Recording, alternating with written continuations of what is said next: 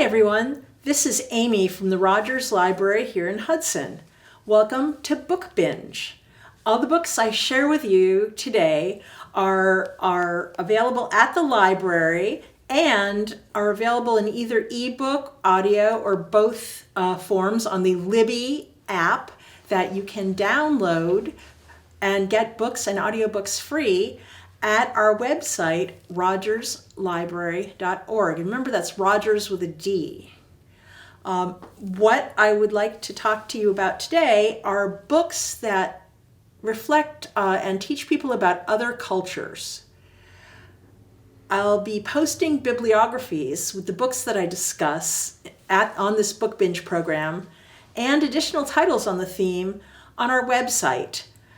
So when you go to our website, rogerslibrary.org, look under My RML/adults, and then you'll see some Book Binge bibliographies. The first book I want to talk to you about is Memoirs of a Geisha by Arthur Golden.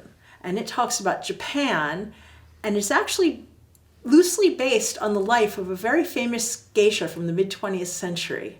And we in the West really do not know or understand a lot about the geisha culture, which is a very old and traditional culture in Japan.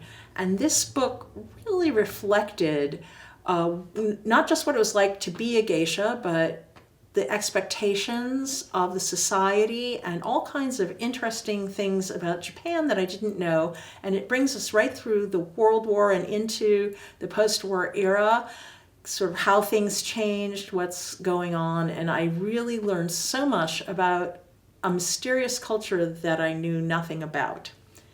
The next book is The Pearl That Broke Its Shell by Nadia Hashimi, and it's about Afghanistan. And it's Afghanistan under the Taliban when women could not have jobs, leave their house without a man, or do any kind of interaction in the world without a man. And so if you had a household that was all women, you could starve because you had no one to take care of you. So there's an ancient tradition in Afghanistan that a girl can dress up and be treated like a boy if there are no brothers until she reaches marriageable age. And this is a story about a family who had their youngest daughter dress up like a boy so that the other people in the family could go out to the marketplace and get things that they needed in the company of a male relative. And then it also is a flashback a couple of generations to the girl's grandmother, who also had to do this ancient tradition in order to survive. And so it's two stories that intertwine, and it's very, very interesting because it's a very different culture than our own. The next book that I want to talk about is a little bit lighter. You may have even seen the movie. It's called Crazy Rich Asians. And when I first read it, it's about a very rich family in Singapore and a Chinese-American woman who gets engaged to one of the members of the family, having no idea that he's filthy rich. And when he brings her home to meet his friends and family, she's in for the shock of a lifetime. And when I read this book, I thought it was so over the top and so crazy. And I'm like, these things could not be real. And the book has actually even more over the top things happening than the movie. And when the author was interviewed, he said that everything that he talked about really happens, and that there's even more outrageous things that happen that the editor made him cut out of the book because nobody would believe that they were true. So it's fun characters, funny, over the top, but about a very affluent lifestyle that is also very superstitious and rooted in old traditions. It's like old traditions versus nouveau riche. So it's kind of a very interesting and fun book.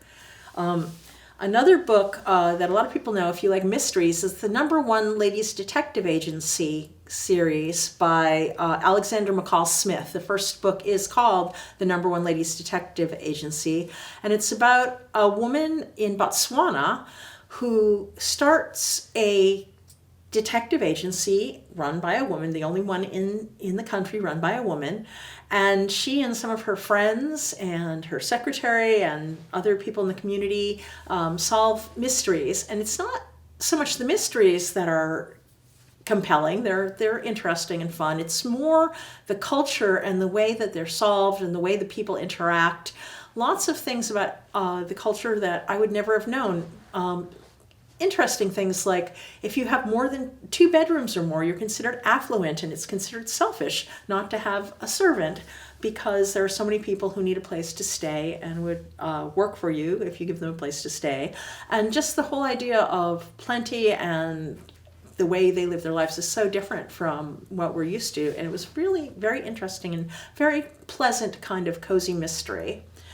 And the last book that I'm going to talk to you about today is called The Tea Girl of Hummingbird Lane, and it's by Lisa C., who also wrote some other wonderful books like Snowflower and the Secret Fan, which takes place about 150 years ago in China and is about the traditional roles of women and how they were kind of subjugated and kept at home, and Shanghai Girls, which is about people during the war and what it was like in occupied China. Just a lot of very, very good books. This book is more about the culture really than the characters, although there are some very compelling and interesting characters. And the main protagonist is part of the Aka tribe, which are the hill tribes that you find in China and Laos and Thailand and Myanmar.